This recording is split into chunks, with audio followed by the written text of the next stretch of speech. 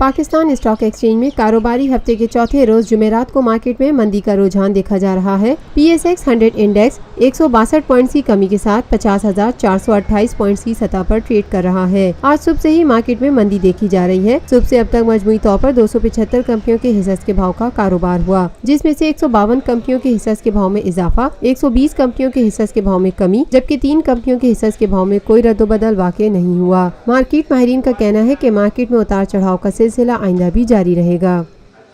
Lotus Lake Towers, a groundbreaking endeavor by Lotus Properties.